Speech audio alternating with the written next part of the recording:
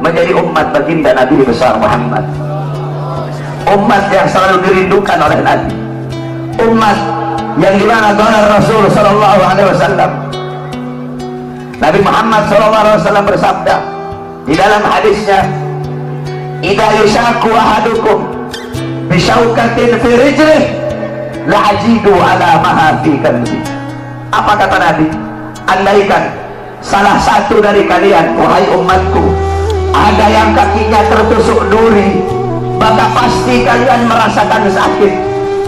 Rasa sakit yang kalian rasakan itu pun aku rasakan, bahkan sampai ke dalam hatiku. Umat yang selalu dicintai oleh Nabi Muhammad, umat yang selalu diperdulikan oleh Nabi Muhammad. Sayyidatuna Aisyah radhiyallahu anha, beliau pernah melakukan suatu pekerjaan yang disenangi oleh Nabi, sehingga Nabi mengangkat tangan dan berdoa, "Allahumma ighfir li Aisyah ma qaddamat wa ma akharat, ma adharat wa ma abtanat." Ya Allah, ampuni dosa-dosa Aisyah yang telah lalu, yang telah lalu, yang akan datang, yang tampak, yang tidak tampak. Ampuni dosa Aisyah ya Allah. Siti Aisyah loncat-loncat. Siti Aisyah sangat senang dengan doa Nabi Muhammad. Nabi berkata, "Wahai Aisyah, apakah kamu senang dengan doa seperti itu?" Kata Siti Aisyah, "Siapa yang tidak senang didoakan manusia mulia sepertimu ya Rasulullah?" Kata Nabi, "Wahai Aisyah, kalau kamu senang dengan doa seperti itu, ketahuilah doa seperti itulah yang setiap yang setiap saat, setiap pagi, siang, sore, malam, setiap waktu aku mintakan kepada Allah untuk umatku." Nabi Muhammad begitu peduli kepada kita sebagai umat. Beruntung kalian menjadi umat yang dimana qala Sayyidina Ali karamallahu wajhah, "Inna Rasulullah fi akhir nafsi haradat syafataihi marratain fa'algaitu sam'i fasamituhu yaqul ummati ummati faqbilu Rasulullah." Sayyidina Ali berkata, Nabi Muhammad pada saat detik-detik terakhir nafasnya, aku melihat bibir beliau menggerakkan dengan 2 kali gerakan. Aku dekatkan telingaku, aku mendengar beliau berkata, "Ummati, ummati, umatku, umatku," kata Nabi Muhammad SAW. Bahkan pada saat detik-detik terakhir nafasnya, Nabi Muhammad masih memikirkan kalian sebagai umat. Ketika itu Nabi Muhammad terbaring sakit di kamar yang biasa beliau tiduri di rumah Sayyidatuna Aisyah radhiyallahu anha. Allah berkata kepada Jibril, "Wahai Jibril, turun kamu, sampaikan kepada Muhammad, aku berikan kepada dia 2 pilihan. Apakah dia akan memilih aku atau dia memilih kehidupan dunia? Kalau dia memilih kehidupan dunia, akan aku panjangkan umurnya. Tapi kalau dia memilih aku, sampaikan kepadanya, pada hari ini akan datang ajalnya." Turun Jibril membawa firman tersebut. Kemudian Jibril menyampaikan, "Ya Rasulullah, Allah memberikan kepada kamu 2 pilihan. Apakah engkau memilih Allah atau memilih dunia? Kalau engkau memilih Allah, pada hari ini akan datang kematianmu. Kalau kamu memilih dunia, Allah panjangkan umurmu." Apa kata Nabi Muhammad? "Wahai Jibril, sudah tentu aku lebih memilih Allah. Bagiku kehidupan sebenarnya bukan dunia. Kehidupan sebenarnya bagiku ketika ruhku berpindah menghadap Allah Subhanahu wa ta'ala." Pergi Jibril membawa kabar tersebut. Kemudian Allah memanggil Israel, "Wahai Israel, wahai pencabut nyawa, turunlah kamu ke dunia. Pasang muka yang paling bagus, pasang wajah yang paling bagus. Kamu akan mencabut nyawa makhluk yang paling mulia, yaitu Nabi Muhammad. Kamu cabut nyawa dia, itu pun kamu izin dulu kepada dia, mau tidak dia dicabut nyawanya. Kalau dia mau kamu cabut, kalau dia tidak mau kamu kembali kepadaku." Turun Israel membawa perintah Allah untuk mencabut nyawa baginda Nabi besar Muhammad. Israel berdiri di depan pintu rumahnya Nabi. Israel tidak berani langsung masuk rumahnya Nabi. Israel berdiri di depan pintu rumah Nabi Muhammad. Israel mengucapkan salam, "Assalamualaikum ya Rasulullah, Assalamualaikum ya Habibullah, Assalamualaikum ya Safiyullah." Pintu rumah dibuka oleh Sayyidatuna Fatimah. Sayyidatuna Fatimah putrinya Nabi membuka pintu rumah tersebut. Siti Fatimah berkata, "Siapa engkau? Apakah engkau tidak lihat ayahku sedang terbaring sakit?" Israel menjawab, Aku yang memisahkan anak dengan orang tua, aku yang memisahkan orang tua dengan anak, aku yang memisahkan suami dengan istri, aku yang memisahkan istri dengan suami, aku yang menjadikan anak-anak menjadi yatim, aku yang menjadikan istri-istri menjadi janda, aku yang meramaikan kuburan, aku pemisah antara kehidupan dan kematian. Aku adalah Israel. Allah memberikan mandat kepada aku untuk mencabut nyawa seluruh makhluk, dan aku datang ke sini untuk mencabut nyawa makhluk yang paling mulia, baginda Nabi besar Muhammad. Siti Fatimah lari menangis.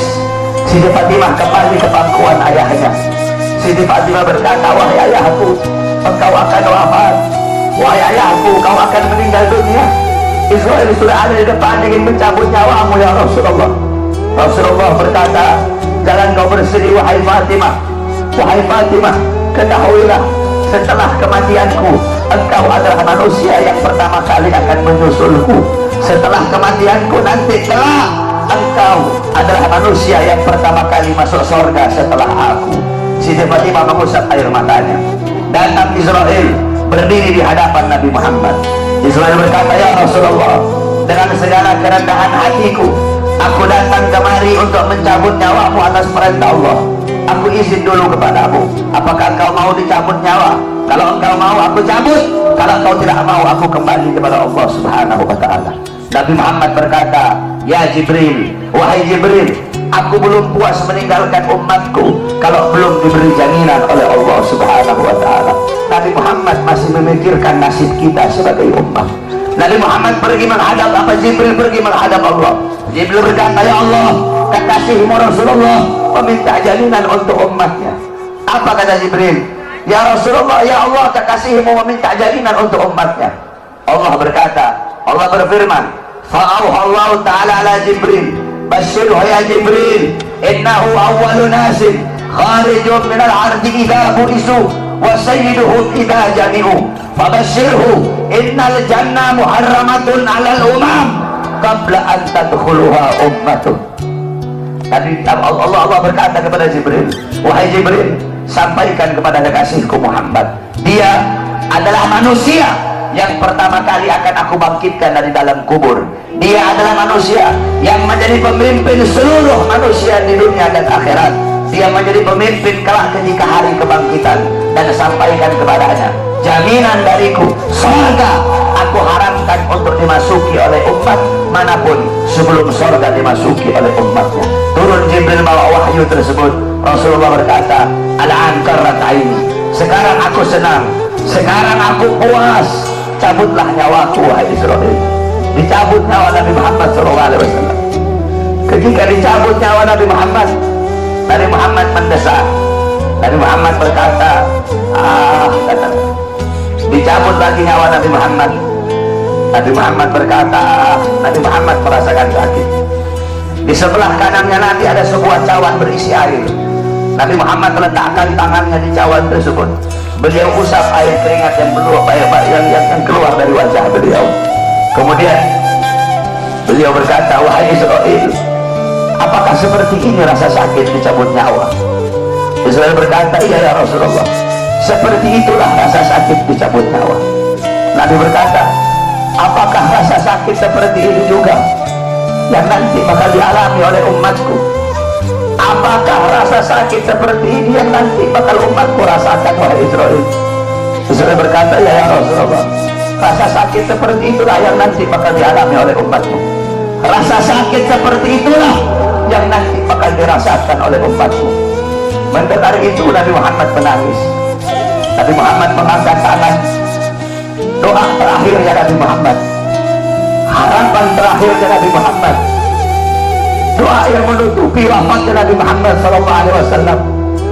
Beliau mengangkat tangan dan berdoa, Allahumma khaffif ala ummati fi sakaratil maut. Ya Allah, ringankanlah sakaratul maut umatku. Ya Allah, permudahkanlah sakaratul maut umatku. Aku nabi mereka, aku pemimpin mereka, aku penanggung jawab mereka ya Allah. Biar aku menanggung seluruh rasa sakit sakaratul maut umatku. Biar aku menanggung beban penderitaan rasa sakit mereka ya Allah. Umatku tidak akan kuat Mereka tidak akan sanggup, ya Allah, biar aku Muhammad menanggung rasa sakit sakratul maut umatku. Apa yang telah kau lakukan untuk Nabi Muhammad? Apa yang telah kau korbankan untuk Nabi Muhammad? Nabi Muhammad berjuang untuk kalian. Nabi Muhammad menanggung rasa sakit sakratul maut kalian. Karena begitu cinta beliau kepada kalian sebagai umat. Saya dan kalian, kita tidak bisa membalas jasa-jasa Nabi Muhammad SAW. Sekalipun kalian merangkak dari rumah kalian menuju kuburnya Nabi Muhammad, kalian tidak akan bisa membalas jasa-jasa Nabi Muhammad SAW. Oleh karena itu, saudara-saudaraku sekalian, setelah Nabi Muhammad wafat, banyak para sahabat-sahabat yang tidak kuat hidup. Ada sahabat yang berdoa, ya Allah, cabut kedua mataku. Untuk apa lagi aku melihat? Nabi sudah wafat, cabut kedua mataku. Aku tidak lagi mau melihat selain memandang wajah Nabi Muhammad. Ketika itu juga dia dibutakan oleh Allah Subhanahu wa Ta'ala.